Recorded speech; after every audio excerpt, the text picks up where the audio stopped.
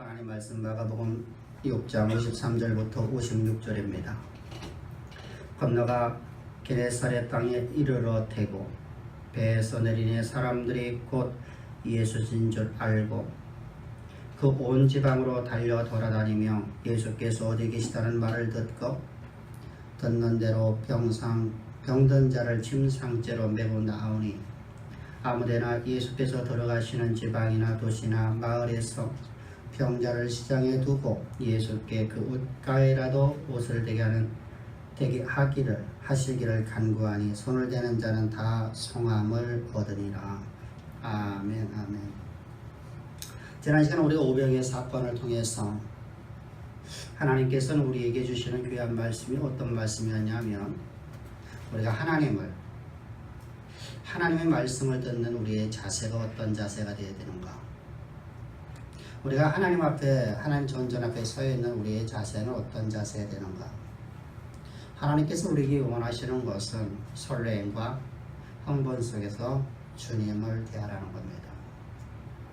그 예로서 우리가 잘 알고 있었던 아브라함이라는 인생이, 창세기 18장을 보게 되면 아브라함이 하나님을 맞이할 적에 그는 설레임과 흥분 속에서 하나님을 맞이했고, 하나님을 말씀을 들을 때에도 그는 설렘 속에서 하나님 말씀을 들었습니다. 그 음성은 하나님의 계획하심이었습니다. 그러면 우리가 왜 설렘 속에서 하나님 음성을 들어야 될까? 우리가 하나님 말씀을 들을 때와 우리가 평상시에 들을 때와 설렘 속에서 말씀을 들을 때와의 우리의 상태는 너무나 다르기 때문입니다. 우리는 이들이 이렇게 말한다. 우리는 성경 공부를 많이 해서, 나는 큐티를 많이 해서 이만큼 나는 성경을 많이 알고 있습니다. 그건 우리의 믿음으로 가는 것은 거의 없습니다. 큐티를 많이 해서 내가 성경을 하는 지식은 하나의 지식으로 남는다는 사실입니다. 그것은 설렘 속에서 하나님의 음성을 들으려고 하지 않기 때문입니다. 그래서 그런 사람들을 보면 신앙의 삶이 엉망이 되는 모습들을 많이 보지요. 성경에서 요구하는 그런 삶이 아닙니다. 하나님이 기뻐하시는 삶을 살 수 없다는 겁니다. 그러나 하나의 지식을 많이 갖고 있는 그런 사람일 뿐이에요. 성경, 하나님께서 우리에게 요구하는 삶은 어떤 삶이냐면, 하나님 말씀 우리 삶에서 이루어지는 삶을 살기를 원하시는 거예요. 그래서 우리가 하나님의 말씀을 들을 적에 설렘 속에서, 흥분 속에서 우리가 말씀을 듣게 되면, 그 말씀을 들은 그 말씀이 우리에게 하나님의 계획하심을 알려주는 말씀이 됩니다. 그래서 아브라함이 설렘 속에서 하나님의 음성을 들었을 적에 하나님께서는 그에게 하나님의 계획하심을 그에게 말씀해 주신 것입니다. 내가 너에게 너와 사라를 통해서 아들을 주리라. 과거에도 여러분들은 아브라함은 그런 말씀 많이 들었었습니다. 근데 그때는 하나님 말씀을 설렘 속에 들었던 게 아니에요. 하나님 말씀을 들을 적에 그는 하나님의 영광과 하나님의 위엄 앞에서 그냥 들었고, 들을 때마다 그는 불평과 원망을 했죠. 그런데 지금 창세기 18장에 오면 전혀 달라져요. 자기의 몸이 죽었고 자기 아내 사라의 몸이 죽었어요.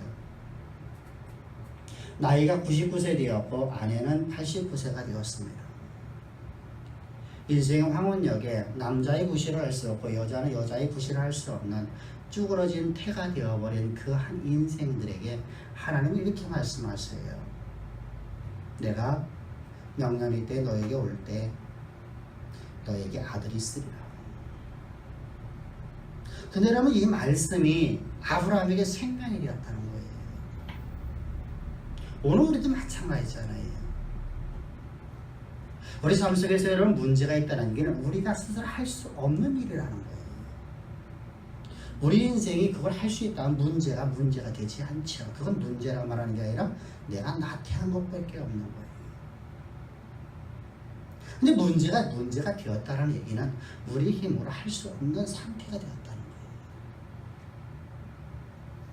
이때 우리는 하나님의 음성을 많이 들었습니다.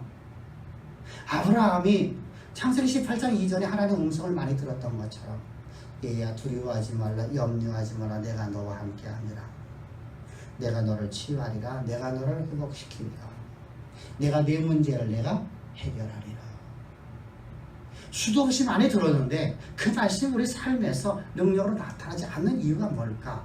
그건 바로 우리 하나님의 음성을 들을 적에 지식으로 받아들였기 때문에. 그래서 그 우리는 관념적 신앙이라고 말합니다.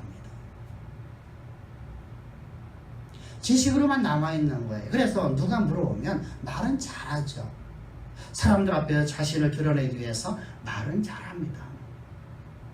근데 능력이 나타나지 않아요.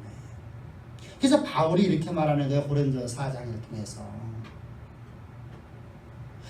너희들 수많은 1,000명의 1만 명의 아비됨이 없는 선생들아, 다시 말하면 목사들아, 너희들 말을 갖고 나가라. 나는 능력 갖고 나가겠다. 하나님의 말씀이 역사 가운데 이루어지지 않는 것은 거짓 신앙책이다 라고 하나님 말씀하시는 거예요. 바울을 통해서 말씀하시는 거예요. 아무리 여러분들 신학적 지식을 아무리 잘 전했다 할지라도 그 말씀이 생명이 되어서 우리 삶에서 이루어지지 않는다면 그건 거짓이라는 거예요. 거짓. 그래서 성경은 우리에게 관념적 신앙을 향해서 거짓 신앙책이라 이렇게 말씀하시는 겁니다. 근데 아브라함이 이제 그런 상황 속에서 탈피했습니다. 그러자 그의 몸속에서 아이를 낳을 수 있는 확률이 0.001%도 없는 상황입니다. 절대절명의 위기 속에 빠졌습니다. 인생의 문제를 해결할 방법이 없어요. 이때 하나님 말씀하십니다. 내가 너에게 아들을 주리라. 근데 그 말씀은 믿고 심지 않았더라. 그랬더니 그 약속의 말씀, 그 하나님의 그에 가신 하나님의 언약이 그의 삶에서 이루어지는 언약의 통로가 되었다. 사랑하는 성도님들, 우리는 여러분들 하나님의 음성을 들을 때 항상 설레임과 흥분 속에서 말씀을 드려야 됩니다. 여러분, 어떻게 여러분들 창조주 하나님께서 이 땅에 오셔서 말씀을 하시는데, 창조주 하나님께서 우리에게 말씀을 하시는데 어떻게 흥분이 되지 않겠습니까? 어떻게 여러분 우리는 하나님의 음성을 들을 적에 무감각할 수 있겠습니까? 그저 여러분들 한번 예배 드리는 것, 여러분 그게 아니에요. 오늘 예배는 하나님께서 하나님의 사자인 저를 통해서 여러분들에게 하나님의 생명의 말씀을 전해주는 거예요. 그 말씀을 들을 적에 여러분들이 진정으로 심령이 뜨거워지기를 주를 축복합니다. 할렐루야. 이 풍랑의 사건을 통해서 이제 하나님은 당신이 창조주임을 드러내셨습니다. 물이 잠잠하라, 바다야 잠잠하라 하나 너희 바다가 잠잠해지고, 무리를 걸어오라 하자 무리를 걷게 되는 사건을 통해서 하나님 말씀이 곧 창조주임을, 그래서 요한복음 1장 1절 이하를 보게 되면 성경에 이렇게 말씀하시죠.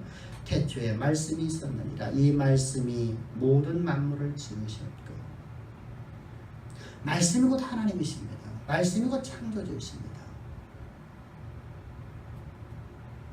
그 하나님이 그 창조주께서 말씀이 육신이 되어 우리 가운데 오셨는데 그 이름을 예수라 하더라. 이것이 14절에서 이제 결론을 맺고 나가는 말입니다. 우리는 창조주 하나님이 그 말씀이 곧 하나님이시며 그 말씀이 바로 창조주임을 우리는 보았습니다. 이처럼 여러분들, 우리가 믿음이라는 것은 어디서 오냐면 들음에서 오는 것입니다. 말씀을 들을 적에 우리 가운데는 믿음이 생겨져야 지적인 충족을 요구하는 것이 아니라는 거예요. 그래서 우리는 항상 하나님 음성을 들을 적에 설렘과 흥분 속에서 목마른 사슴이 시냇물을 찾듯 갈급함 속에서 하나님의 음성을 듣기를 주를 축복합니다. 이것이 바로 십자가의 진리의 복음을 가진 사람들의 특징입니다. 여러분, 예수 그리스도의 십자가의 복음을 받았다는 얘기는 내 안에 내가 있는 것이 아니라 내 안에 오직 하나님이 계시는 거예요. 내 안에 하나님이시기 때문에 하나님은 하나님의 음성을 듣기를 가장 기뻐하세요. 그래서 우리는 하나님 앞에 예배드리는 자세가 달라지는 거예요. 과거의 나라는 인생은, 예수를 믿기 전에 나라는 인생은 하나님의 음성을 듣기를 거부했어요. 싫어했어요. 듣기는 들어도 하나의 지식으로서 듣고 있는 종교 비교학처럼 무엇인가를 하나님가 알아서 사람들 앞에 내가 말을 할 수 있는 자가 되기 위해서 그저 들었을 뿐이에요. 근데 하나님의 영이 내 안에 오셔서 나와 함께 하시자. 나는 저와 달라집니다.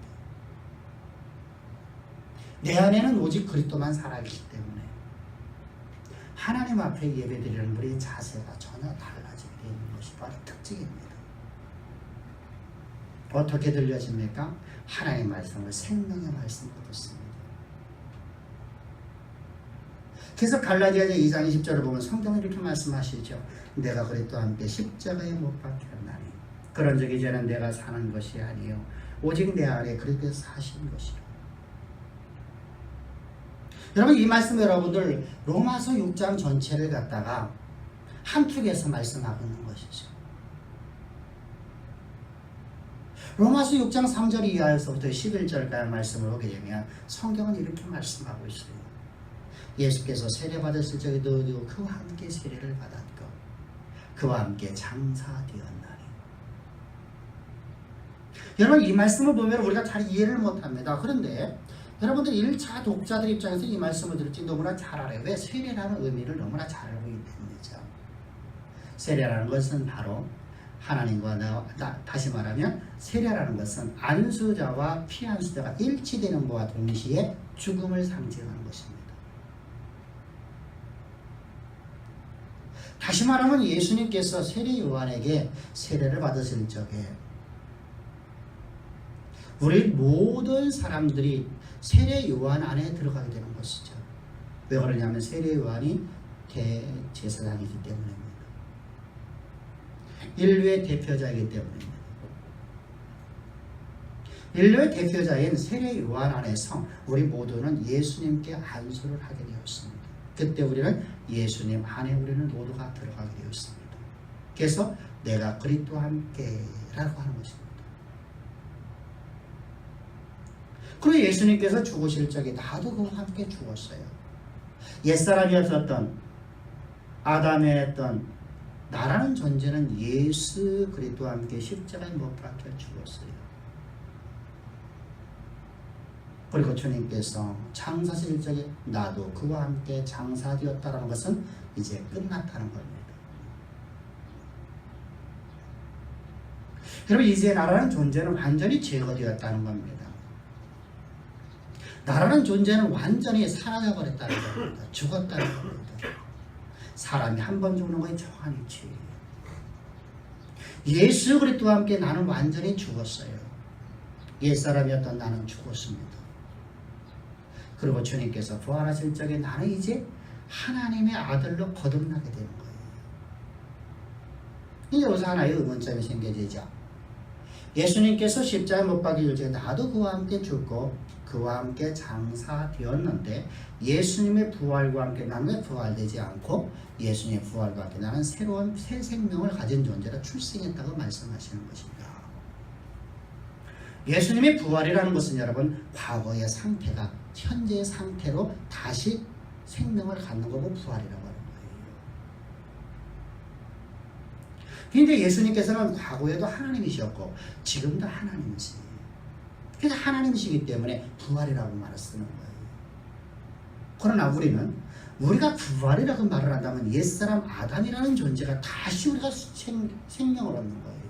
다시 출생하는 거예요. 그래서 옛사람이 다시 옛사람으로 된다고 하면 하나님의 십자가에 못 박혀 죽으시면 헛된 죽음이 되는 것이죠. 그래서 예수님께서 십자가 못 박혀 죽을 적에 옛사람이라는 나라, 나라는 존재, 아담이라는 나라는 존재는 예수와 함께 십자가에 못 박혀 죽었고, 하나님을 대적하고 하나님의 말씀을 무시하고 하나님을 조롱하고 멸시하다는 나라는 존재는 그리스도와 함께 십자가에 못 박혀 죽었고, 예수님께서 부활하실 적에 나는 새로운 새 생명으로 거듭난 자가 되었습니다. 새롭게 출생했다는 겁니다. 옛사람이 죽고 새롭게 출생, 이게 바로 거듭남입니다. 이 상태를 갖다가 지금 갈라디아서 2장 20절에서 말씀하시는 거예요. 내가 그리스도와 함께 십자가에 못 박혀 죽었나니 그런즉 이제 내가 사는 것은 내가 산 것 아니요 오직 내 안에 누구만 계신 것이다. 그리스도 하나님만, 내 안에 하나님의 영만 계신 것이다. 여러분들, 이것이 바로 하나님의 영이 내 안에 계시기 때문에 하나님의 음성을 들을 적에 우리는 설렘과 흥분이 우리 안에 자동적으로 나타나야 된다는 사실입니다.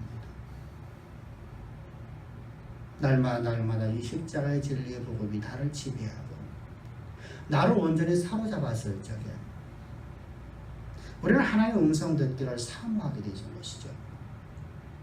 그래서 나는 오늘도 하나님의 음성 없이는 나는 한 발짝도 걸어갈 수 없습니다.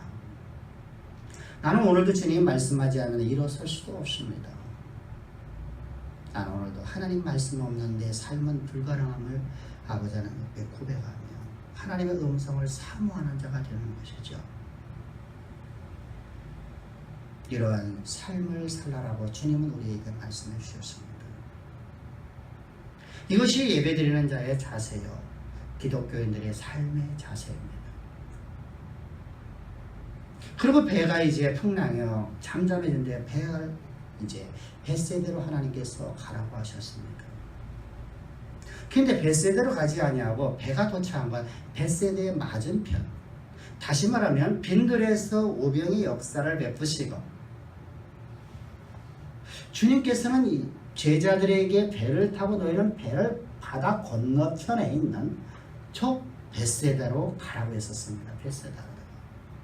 근데 벳세다로 하나님께서 이들을 이끌어가지 아니하시고 어디로 이끌어가냐면 벳세다 건너편인, 다시 말하면 빈들했던 갈릴리 호수의 저 북편에 있는 이방 땅인 게네사렛으로 하나님께서 보내시는 거예요. 이 게네사렛이라는 곳은 어떤 곳이냐면 유대 강화의 광야 가운데 있는 땅이에요. 이곳은 이방인의 땅이고요. 이 게네사렛이라는 곳은 이 유대 광야 속에 있다는 의미가 어떤 의미냐면, 유대 광야라는 곳은 어떤 곳이냐면 풀 한 폭이 나지 않는 곳이에요. 거기다가 이글거리는 태양이 얼마나 낮에는 뜨겁겠는지 온통 온 대지를 다 녹여버릴 것 같은 열기가 있는 그런 땅이에요. 근데 이 방에 저 위에 실크로드를 통해서 내려오려고 하면 사람들이 쉬어가는 곳이 바로 이 게네사렛이라는 곳이에요. 이곳은 종려나무도 많고 1년 44철 풀이 풍성한 것이고, 이곳은 1년 44철 과실의 열매가 풍성한 곳입니다. 유대인들이 다른 나라에 여행을 갔다가 돌아올 적에도 이곳을 돌리면 얼마나 좋을까요? 근데 유대인들은 이방인의 땅에 들어가는 것을 가장 꺼려합니다. 그걸 죄악으로 여겼어요. 그래서 이 땅에 저들은 거치지 아니하고 다녔고, 그 땅에서 쉬면서 노고를 풀을 수 있는데도 저들은 그곳에 들어가지 않았어요. 그러나 모든 사람들은 갖고 있는 하나의 습성이 있는데, 그게 뭐냐면 먹는 것에 대한 욕심이라는 게 있어요. 먹고 싶은 욕망이라는 게 있어요. 얼마나 여러분들 유대인들이 그 땅에 들어가서 그 땅에서 맛있는 과실을 먹고 싶었을까요? 그래도 들어가지 않는 땅이에요. 그런데 주님이 지금 제자들이 그곳을 가고 있다는 사실이에요. 여러분 놀랍지 않아요? 주님도 유대인이고 지금 주님의 제자들도 유대인들이에요. 유대인들은 여러분 그 땅을 들어가지 않는 땅이거든요. 아무리 풍요로운 우리를 유혹하는 수많은 조그마한 과실이 1년 사이사철 끊이지 않고 열매를 맺혀진다 할지라도 그 땅은 여러분 유대인들이 바라보지도 않고 들어가지 않는 땅인데 주님이 지금 그곳으로 인도하고 있다는 사실이에요. 그 이방인의 땅. 왜 주님은 그곳으로 인도하셨을까? 그것을 인도하신 이유가 도대체 무엇일까? 그것을 53절과 54절에서 말씀하고 있어요. 오늘 본문을 보게 되면 배에서 내리는 사람들이 곧 예수신 줄 알고 그 온 지방으로 달려 돌아다니며 예수께서 어디 계시다는 말을 듣는 대로 병든 자를 침 상태로 메어 나오니. 여러분들 게네사렛에 있는 이 사람들은 이방인이었지만 예수님에 대한 소문을 듣고 그걸 저들은 예수님이 어떤 분인가 알았다는 겁니다. 여러분 놀랍지 않아요?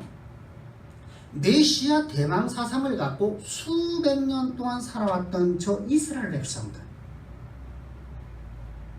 수천 년이라는 기간 동안 하나님께서 이 땅을 통치하는 나라를 기다려왔던 저 이스라엘 백성들, 저 유대인들은 메시아이신 예수님께서 오셨는데 예수님을 알아보지 못했어요. 오히려 예수님을 배척합니다. 그래서 요한복음 1장 5절에 성경은 이렇게 말씀하죠. 빛이 어둠에 빛이 돼 어둠이 깨닫지 못하더라.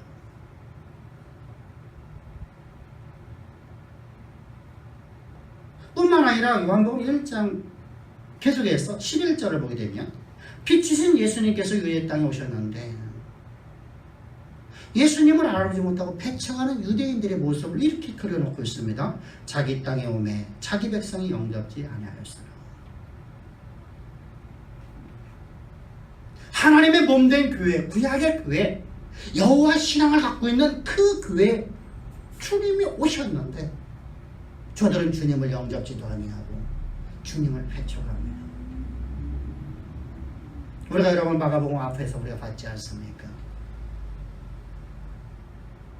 예수님에 대해서 얼마만큼 멸시하고 있는지. 예수님에 대해서 여러분 저 유대인들이 이렇게 말을 하고 있습니다. 저는 마리아의 아들 목수가 아닙니다. 우리가 먼저 본 시간을 통해서 우리가 말씀을 나눴듯이 마리아의 아들 목수, 아들 예수가 아니냐. 마리아의 아들이라는 단어가 중요한 단어를 썼습니다.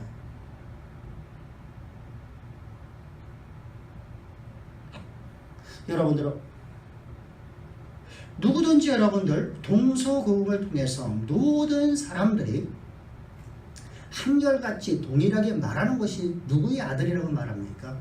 아버지의 아들이라고 말합니다. 누구누구의 아들.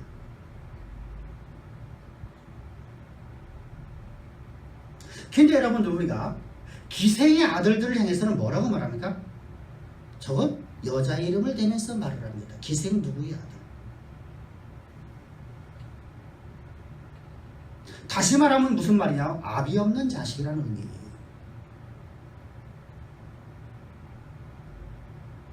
예수님을 향해서 여러분들 저들의 여러분들 아비 없는 자식이라고 존하고 있지 않습니까? 왜 그렇습니까? 예수님은 동정녀 마리아에게 태어났기 때문입니다. 비록 요셉이라는 아버지가 있지만 그가 여러분들 예수님의 부친이 아니죠.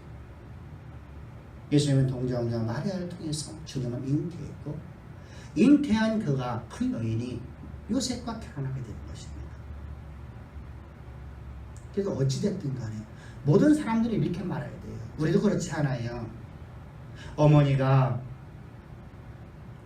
과거의 남자를 통해서 아이를 임신하고 그를 사랑하는 한 남자가 있어서 임신한 상태로다가 다른 남자에게 시집가면 그 아이를 부를 적에 여러분 우리가 항상 누구 말하죠? 두 번째 결혼했다. 자기를 키워준 아버지 이름을 대면서 저는 갑돌이 아버지야, 갑돌이 아들이야 이렇게 말하지 않습니까? 이것이 여러분 동서고금의 동일한 말이에요. 그런데 지금 저 유대인들은 예수님을 아주 모두 가는 말을 합니다. 저는 말의 아들 목수가 아니냐. 조롱과 멸시, 배척. 이것이 예수님께서 오신 유대 땅, 하나님의 땅, 하나님이 교회를 세운 그 교회에 오셨는데 그들이 모두가 전형적인 반응이 있었어요. 심지어 여러분 예수님을 바라보고 있는, 예수님한테 교육을 받고 있었다. 예수님한테 말씀을 배우고 예수님의 제자된 12제자들까지조차도 예수님께서 무리를 걸어오시자 저는 귀신이다 라고 말하고 있지 않습니까?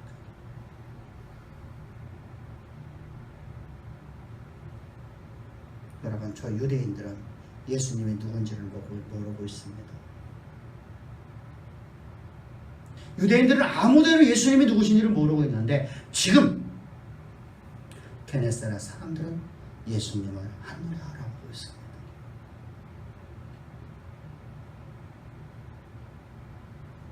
그리고 그들은 이렇게 말을 합니다. 저분이라면, 저 예수님이라고 하면 우리 인생의 모든 문제들을 다 해결해 주실 수 있는 분이에요. 저분 앞에 나가면 인생의 모든 문제 해결된다 라는 믿음이 저들 가운데 있었다는 겁니다. 그래서 여러분, 저들은 바삐 다니며 흥분되어 있죠. 여러분들은 우리 교회에 예를 들어서 오늘 세계적인 가수가 온다고 생각합시다. 그럼 여러분들은 막 흥분되겠죠. 얼마나 흥분될까요?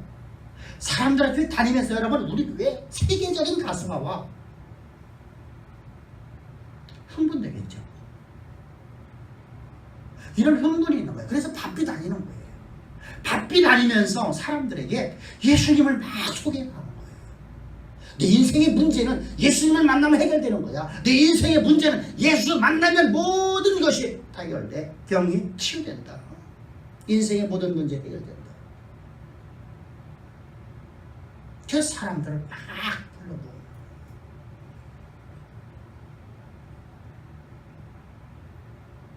오늘 여러분 우리에게 그런 흥분이 있습니까? 우리 진정으로 여러분 예수님을 우리가 올바로 알고 있냐는 것이죠. 예수님에 대해서 우리가 온전하게 알고 있냐 이것입니다. 예수님에 대해서 우리가 온전히 알고 있다면 우리 여러분 흥분된 상태가 우리 안에 항상 있어야 되겠죠. 다니면서 예수 만나면 해결된다.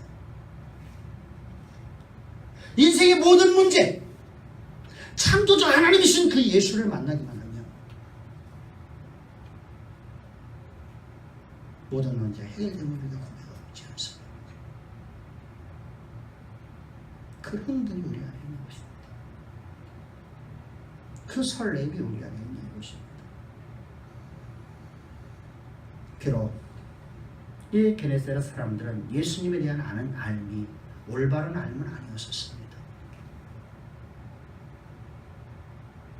일적인 알미였었을 뿐입니다. 올바른 알미 왜 저들에게 없었을까? 그것은 바로 성령이 없었기 때문이에요. 다시 말씀드리면 거듭나지 않으면 우리는 하나님을 아는 올바른 알미를 가질 수가 없어요. 그래서 요한복음 16장 13절을 보면 진리의 성령이 오시면 그가 너희를 모든 진리 가운데로 인도하시리니. 성령이 없이는, 다시 말하면 내 안에 내가 제거되지 아니하고 내 안에 오직 나라는 존재만 존재하고 있다고 하면 우리는 하나님을 아는 지식을 가질 수 없다는 거예요. 하나님을 아는 알을 절대로 가질 수가 없어요. 왜 그러냐면 진리의 신 영만이 하나님의 깊은 것을 아시기 때문입니다. 그래서 고린도서 2장 10절부터 11절을 보게 되면 이렇게 말씀하고 있어요. 오직 하나님이 성령으로 이것을 우리에게 보이셨으니 성령은 모든 것 곧 하나님의 깊은 것까지도 통달하시느니라. 사람의 일을 사람의 속에 있는 영위에 누가 알리요? 이와 같이 하나님의 일도 하나님의 영 외에는 아무도 알지 못하리라.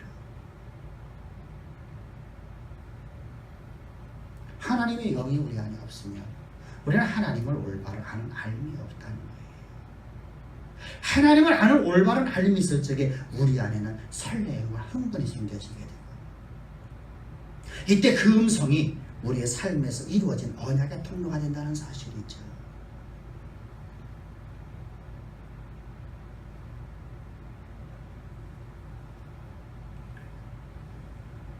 그러나 유대인들보다 게네사렛들은 예수님에 대해서 알고 있었습니다.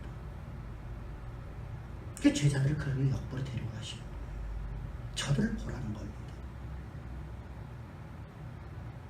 내가 내 땅에 왔고 내가 내 교회에 왔는데 내 교회 성도들은 아무도 나에 대해서 알지 못하고 있고 오히려 나를 배척하고 나를 멸시하고 나를 조롱하고 나를 배척하고 있는데, 저 이방 땅인 게네사렛 사람들을 보라고 저들은 나를 영접하고 설렘 속에서 사람들을 불러보고 있지 않니? 너희는 오직 떡을 위해서 말렸었지만 저 인생들은 설렘이 있지 않니?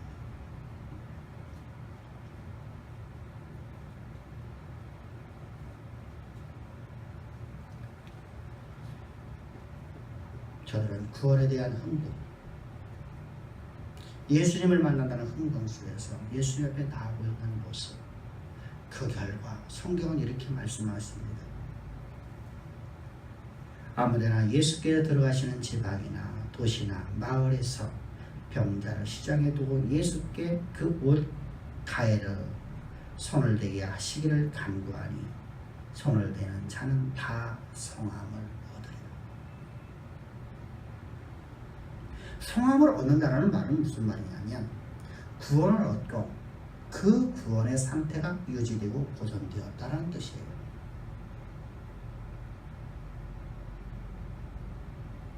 여러분들 구원을 받고 그 구원받은 상태가 계속 유지되고 있는 상태가 바로 성함을 얻었다는 뜻입니다. 오늘 예배드리는 사랑하는 성도들입니다. 주님은 여러분들 모든 세상 어떤 누구든지 간에 주님은 말씀하시는 거예요. 유대인이든 이방이든 잘났건 못났든 많이 배웠던 적게 배웠던 너희들의 모습이 어떤 모습이든 너희들이 구원받고 그 상태를 유지되고 보존되려고 하면, 성함을 얻으려고 하면 어떻게 하는 것입니까? 예수님을 바르게 아는 알미 있어야 한다는 겁니다. 나를 위해서 십자가를 못 박혀 죽기까지 나를 사랑하신 하나님, 하늘 영광 다 버리고 죄 있는 육신의 모양으로 오신 것은 우리의 죄를 다 짊어지시고 주님이 십자가에서 우리의 대속제물로 죽으시려고 오신 그분. 주님은 이 땅에 오시면서 사역을 시작하시면서 계속해서 주님 말씀하시면 나는 죽으러 왔노라. 나는 죽으러 왔노라.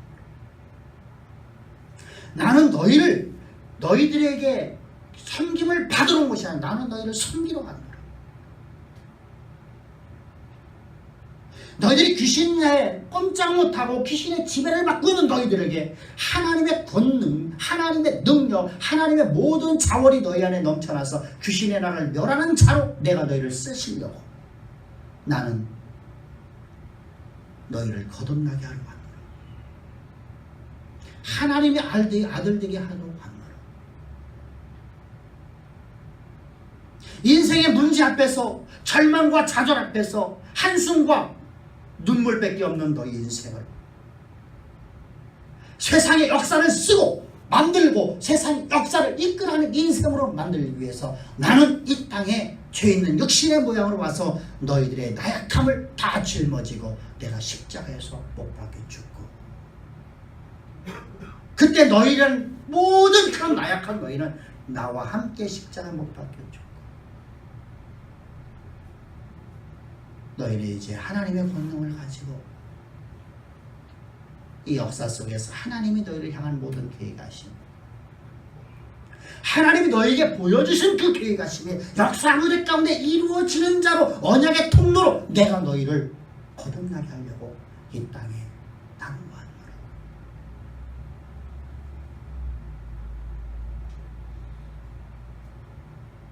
세상의 자연 앞에서도 저 하늘의 뭇별을 바라보면서 저 물고기를 바라보면서 소원을 빌고 내 인생을 마오깨어 버리는 그 불쌍한 영혼들, 한날 미물 앞에서 꼼짝 못하고 한날 미물을 나의 힘으로 이기고 살아가는 하나님의 태초의 계획하심을 파괴해버린 죄인 중에 죄인의 계신 나라는 존재를 주님은 십자가에 못 박혀 죽으시고 주님이 부활하실 적에 우리는 하나님의 아들로서 하나님과 버금가는 능력을 가지고 세상의 모든 만물을 정복하고 다스리는 인생으로 우리를 거듭나게 하시려고 주님은 이 땅에 오신 것입니다. 여러분, 이것이 바로 십자가의 도입니다.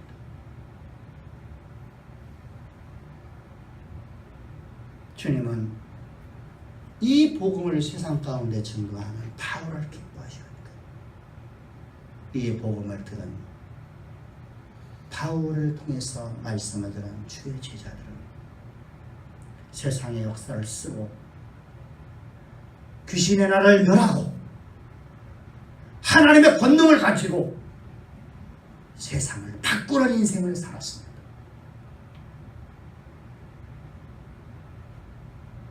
우리 하나님을 바로 합시다. 예수님에 대해서 우리가 바르게 아는 삶, 이것이야말로 가장 큰 축복입니다. 이때 우리 안에는 하나님을 아는 알 속에서 이제 우리에게는 흥분과 설렘이 나타나게 됐어요.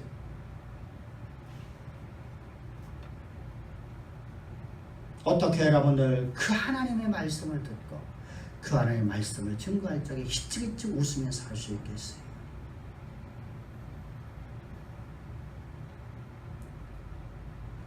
어떻게 여러분 그 하나님의 말씀을 여러분들 이루어질 수도 있고 이루어지지 않는다는 복불복의 이야기를 할 수 있겠어요?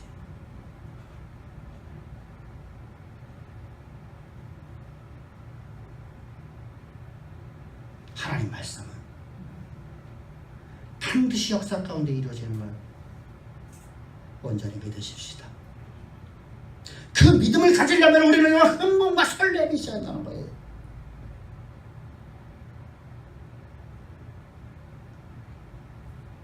뿐만 아니라 우리는 나라는 존재의 정체성을 바르게 알아야 됩니다.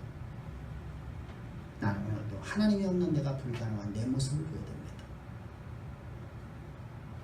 우리는 이렇게 말을 해요. 하나님 없이 난 살아갈 것 같처럼 난 살아갑니다. 그러면서 내게 문제가 생길 적이면 하나님 앞에 엎드려 기도하는 사람들의 모습을 보면서 얼마나 한심합니까? 우리의 모든 삶 하나하나 모든 삶의 걸음걸음 하나까지도 여러분들 나는 하나님이 내게 능력 주지 않고 내게 힘 주지 않고 내게 말씀 주지 않고 걸어갈 수가 없어요. 나는 걸어갈 수가 없어요. 나는 아무것도 할 수 없어요. 왜? 나는 그분으로 말미암아서 만들어진 존재이기 때문입니다. 그분의 말씀으로 나는 창조되었고 그분의 말씀으로 나는 구원받았기 때문입니다.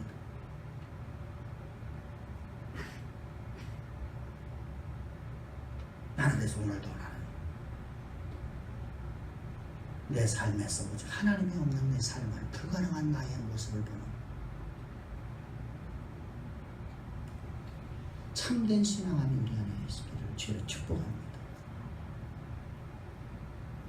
그때 주님은 아브라함에게 말씀하신 것처럼 이렇게 말하십니다. 내가 내 마음에 깊이 묻어둔 나의 계획함을 너희에게 알려주리라. 창세기 18장 17절을 보면 그래서 이렇게 말 여호와께서 가라사대 나의 하려는 것 아브라함에게 숨기게 되니 나의 하려는 것 이것이 하나님의 마음에 깊이 묻어두고 있었던 하나님의 창조의 계획하심입니다.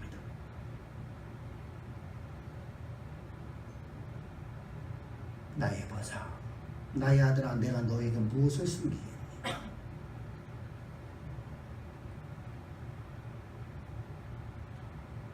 그래서 이제 하나님께서는 아브라함에게 두 나라의 이야기를 해주십니다.